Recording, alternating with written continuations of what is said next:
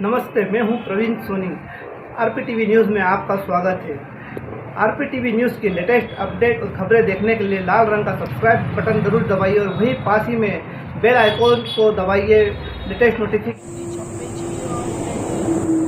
सभी अपने संगठन और श्रमिकों के साथ बातचीत होकर जो तय किया वो था अनिश्चितकालीन उपवास का, लेकिन कईयों के सवाल आए कि निर्णय झटपट कैसे लिया गया।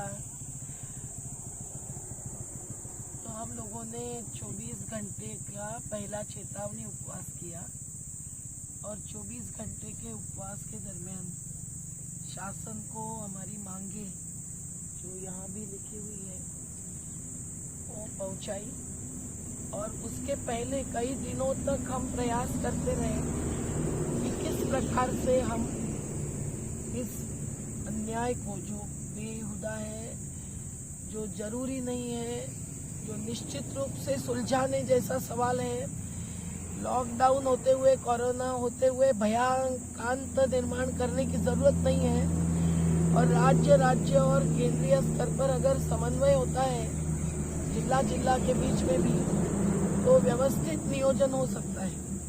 और इसलिए बॉर्डर पर खड़े रहकर, कभी कैंप में जाकर राहत पहुंचाकर, सभी संगठनों को ऐलान करके उनके साथ कुछ कृषि कार्यक्रम करते हुए श्रमिक दिवस तक जो मध्य रात्र तक हमने अनुभव किया, उससे हमारा विश्वास टूट चुका कि शासन अपने आप कुछ करेगी।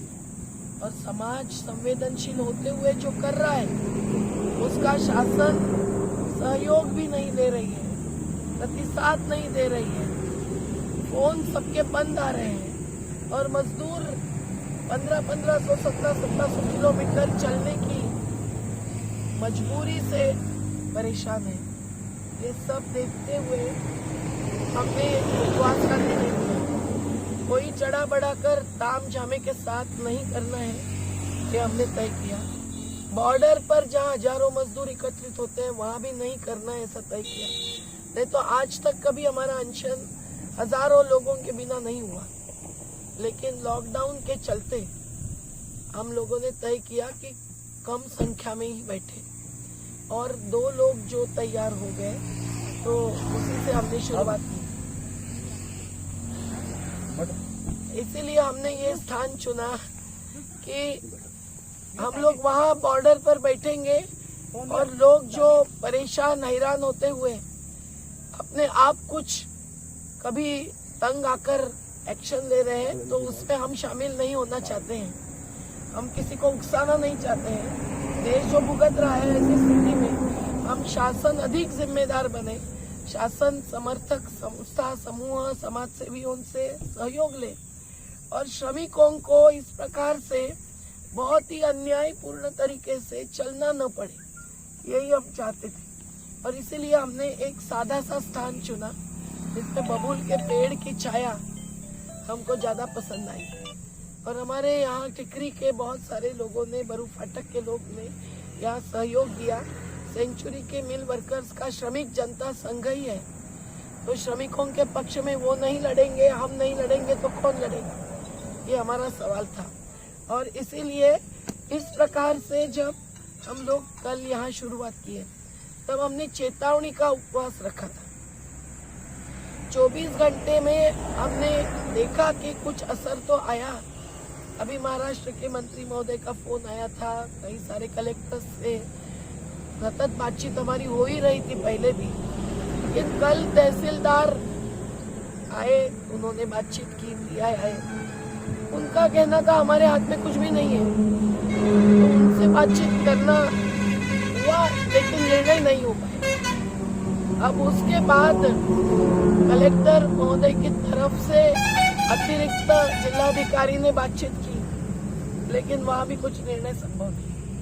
वैसे तो हम भोपाल के वरिष्ठ अधिकारी, उत्तर प्रदेश के वरिष्ठ अधिकारी, महाराष्ट्र के वरिष्ठ अधिकारी, मैं तो सतत संपर्क में रही। सभी को पत्र गए, उसमें हमारे ठोस सुझाव गए, कोई कमी नहीं रखी थी कोशिशों में। लेकिन इन कोशिशों से भी जो प्रतिशत अपेक्षित था, पहले तो श्रमिकों को चलना न पड़े, राहत और राशन दे दें। उनको जहाँ है वहाँ पहुँचे, वो चाहे महाराष्ट्र में हो या गुजरात में हो। लेकिन जो अनुभव आया गुजरात के 30-40 समूहों को यहाँ लाने में जान चली गई। आज भी पोरबंदर, राजकोट, जूनागढ़, जामनगर, द्वारका तक अपने आदिवासी मजदूर मध्य प्रदेश के और महाराष्ट्र के आज भी वहाँ है। वो रोज सुबह 5:30 बजे से फोन करते रहते हैं। कोई फोन पर रोता है और जो गाड़ी मंजूर करके कोई सेठ यानी खेत मालक करके देता है तो उसमें लूटे जाते हैं। किसी के 1000 रुपए प्रति व्यक्ति लिए, किसी के 1200 लिए। एक आधी ऐसा मिला किसान कि जिसने संवेदना से काम किया। तो ऐसी स्थिति में हम लोगों ने ये उपवास चालू किया। अभी जो 24 घंटे का उपवास चेतावनी पूरा हुआ है, हम लोगों ने पूरा दायरा लिया है, जायजा लिया है और हमारे संगठन से ही नहीं, कई अपने प्रमुख साथी जैसे मुंबई के भूतपूर्व महापौर जी, महाराष्ट्र के मंत्री, मध्य प्रदेश के भोपाल में सतत राहत में काम करने वाले साथी, इन सबके साथ संपर्क करके संवाद करके हमने ये तय किया है कि एमडी चौबे जी और मैं आगे के 48 घंटों तक ये उपवास जारी रखेंगे, क्योंकि ऐसा कोई संवाद होता राज्य के बीच, जिला के बीच समन्वय संवाद की कमी है, ये हमारा मानना है। पर जैसे यहाँ अभी पवन भाई बैठे हैं, बरू फाटक के लोग, टिकरी के साथी बैठे हैं, सभी राजनीतिक दलों के पार मानवीयता के आधार पर कार्य करने वाले लोग हमारे दिल के करीब हैं और उनका सहयोग पूरा मिला। इसीलिए कलघाट से जैसे बसेस गई वैसे यहाँ से जामली तक ले आकर फिर बस गई और कल जो 2 आयशर में लोग गए वो अभी भोपाल या सागर या सहारनपुर से आगे पहुंच पाए।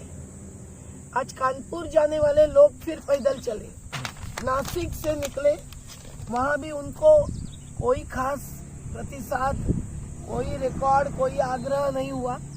अब कानपुर तक चले जाने के पहले इस देश की गाड़ियां खुलनी चाहिए, इस देश के रास्ते खुलने चाहिए। धनिक लोग तो अपनी अपनी गाड़ियों में जा ही रहे हैं, वो ई पास लेते हैं, अपने को टी पास या जी पास जीने का तो दे दे, ये अपना मानना है। मुझे लगता है कि हमारी ये इस लॉकडाउन में भी नियमों का पालन करते हुए जो एकता है वो ही हमको प्रेरित कर रही है। तो हम लोगों ने आगे ये निर्णय लिया है कि उपवास चालू रखेंगे। अभी हम फिर 48 घंटे का एक मौका दे रहे हैं। महाराष्ट्र के मुख्यमंत्री जी बात कर रहे हैं, मंत्री बात कर रहे हैं, पर समाधान केवल हमको कोई राजनीतिक प्रतिष्ठा का नहीं है, कोई भी हासिल नहीं करना है, न प्रसिद्धि, लेकिन माध्यमों का सहारा तो लेना पड़ता है, इसलिए वो ले रहे हैं। तो आज हमारा पत्र जा रहा है संबंधित सभी मुख्यमंत्रियों को। ये मुद्दा केवल मुंबई आगरा रोड का नहीं है, एक बिजासन की महाराष्ट्र मध्य प्रदेश की बॉर्डर का या चांदपुर की गुजरात अलीराजपुर की बॉर्डर का नहीं है, ये राष्ट्रीय मुद्दा है और राष्ट्रीय ऐलान है। तो हमारी तरफ से जो ऐलान है और जो हमारी आज की सोच है उसको मैं एमडी चौबे जी को कहती हूँ वो रखें और फिर मैं उसमें जोड़ दूंगी कुछ रह गया। आज जो समस्या है उस पर ठोस कदम क्या है, जरूरी है।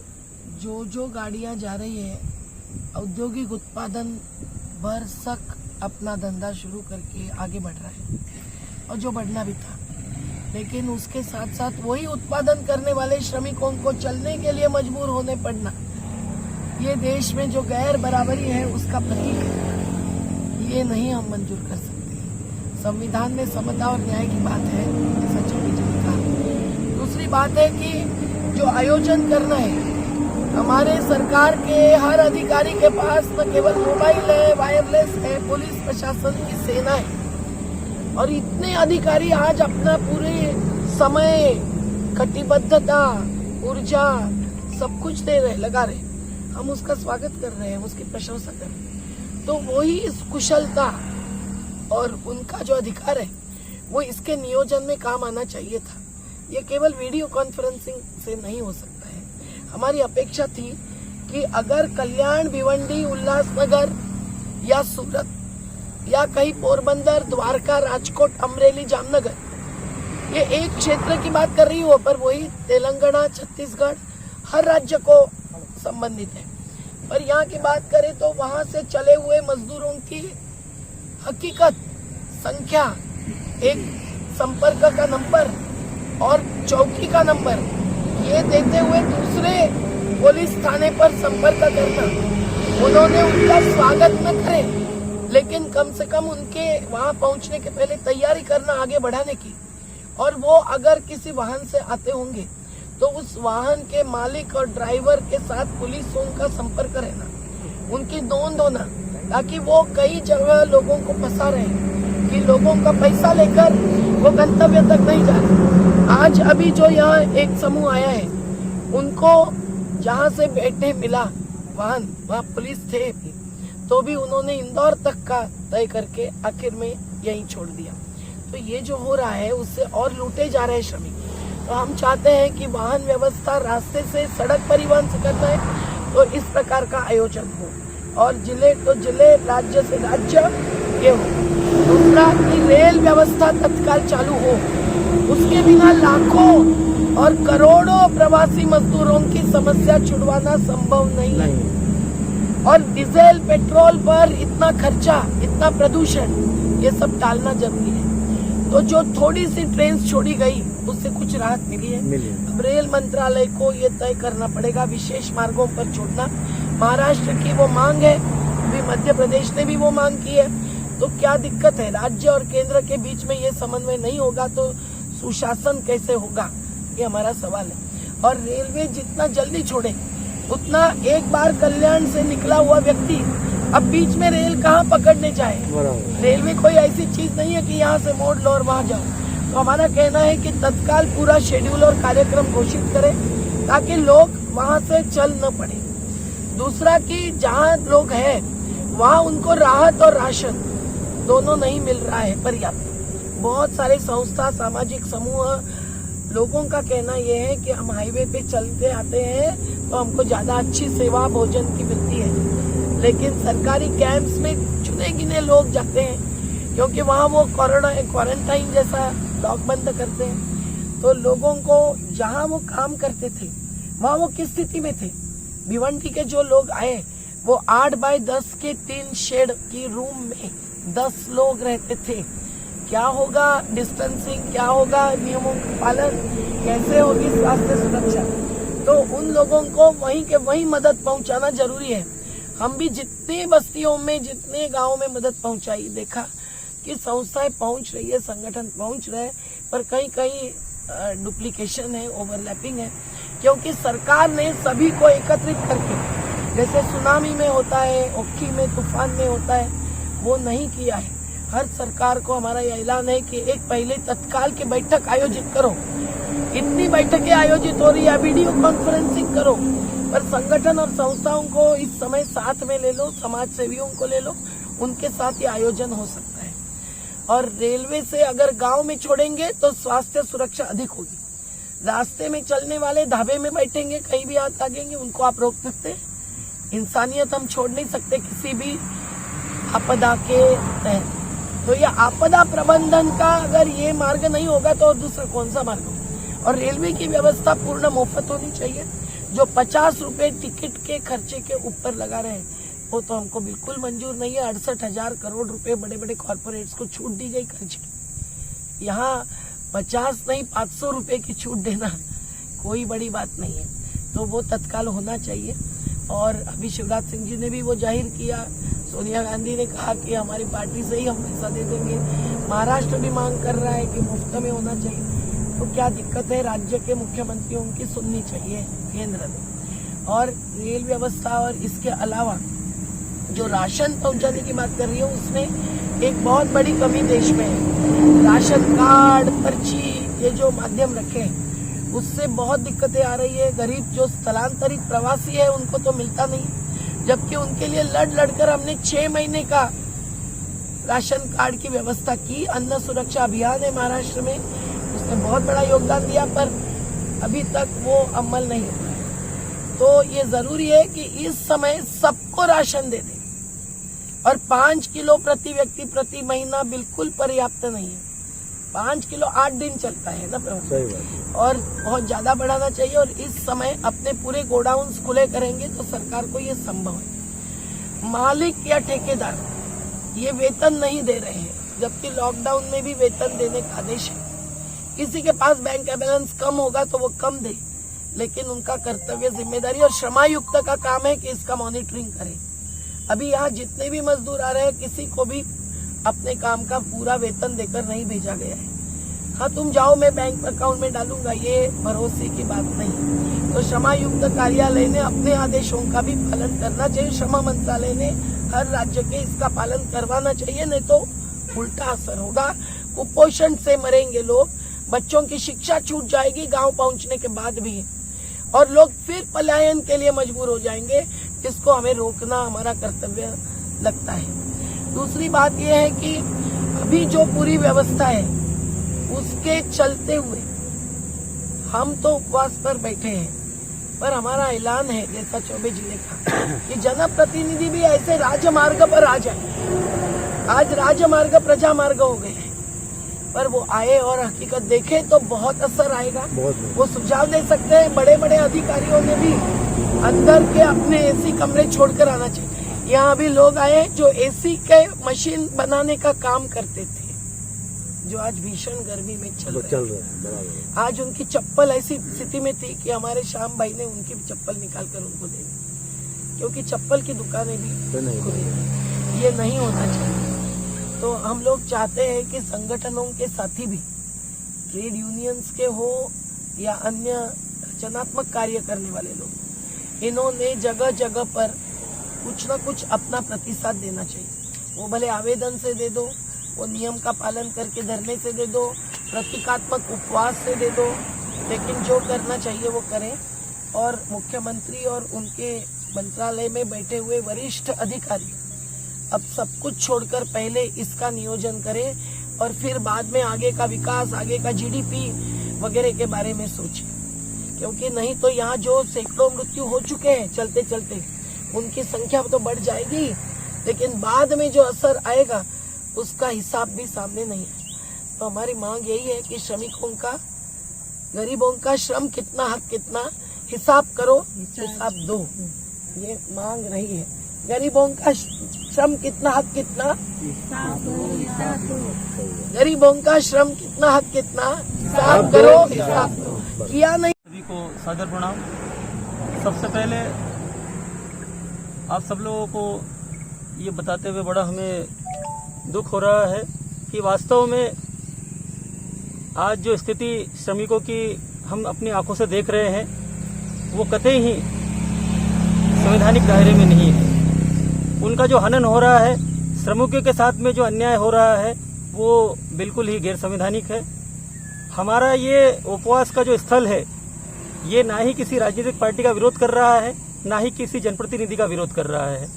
हम ये संदेश देना चाहते हैं इस उपवास के स्थल से कि जो इस देश की रीढ़ की हड्डी है, जिसे हम मजदूर वर्ग कहते हैं, श्रमिक वर्ग कहते हैं, आज से नहीं पिछले 10 या 15 दिन से संपूर्ण भारत में उनके ऊपर जो जिस तरह प्रकार का प्रहार हो रहा है, जो अन्याय अत्याचार हो रहा है, उसका कोई भी समर्थन नहीं कर सकता है। जैसे कि दीदी ने कहा, दीदी के सानिध्य में हम सामाजिक कार्यकर्ता लोग यहाँ पर बैठे हुए हैं। इस पंडाल में आप श्रमिकों को देख सकते हैं, हमारे जनप्रतिनिधि साथियों को देख सकते हैं, सामाजिक सेवाओं को देख सकते हैं।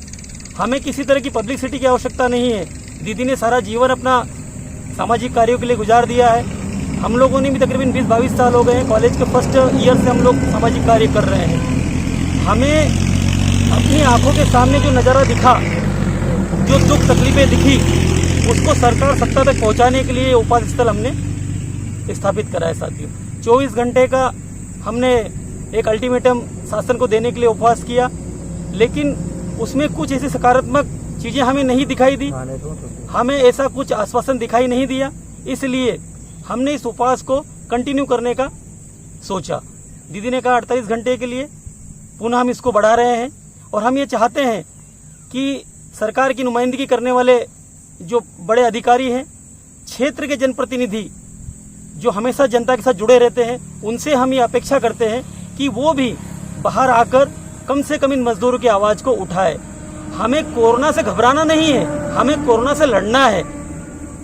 लड़ने का मतलब ये नहीं है कि हमारे जो जनप्रतिनिधि हैं वो घर बैठ के लॉक एंड की में बैठे हुए हैं और घर बैठ के आश्वासन दे रहे हैं कि हमें बाहर नहीं निकलना है। बाहर निकलने का मतलब ये नहीं है हम किसी कानून को तोड़ रहे हैं। हम यहाँ सरकार की समस्त गाइडलाइन का, नियम का पालन करते हुए अपने संदेश को सरकार तक पहुंचाने का कार्य कर रहे हैं।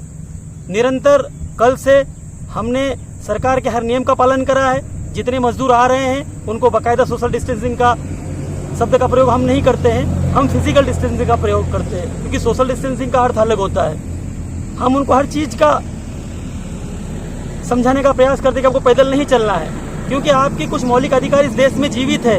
इस देश के संविधान में जो आपको अधिकार दिए गए हैं आप उसको लीजिए, आप क्यों पैदल चल रहे हैं। इस तरह का हम उनको मोटिवेट करते हैं। कल भी दीदी ने भरपूर प्रयास करा और रात को हमने तकरीबन हमारे सामाजिक जो भी यहाँ पर समाज सेवी अग्रवाल जी है, उनकी पूरी टीम है, उनका हम बहुत आभारी हैं कि रात को 2 बजे उन्होंने 4 गाड़ियों की व्यवस्था करी और तकरीबन 100 से भी अधिक लोगों को उनके गंतव्य स्थान तक पहुंचाने का ऐसा पुण्य का कार्य करा। हम उनका कोटि कोटि आभार व्यक्त करते हैं अग्रवाल जी का। और उनके जैसे लोग अगर क्षेत्र में 10-5 जागरूक हो जाए तो मुझे नहीं लगता है कि ये रोड पे हजारों लोग आपको दिखाई देंगे।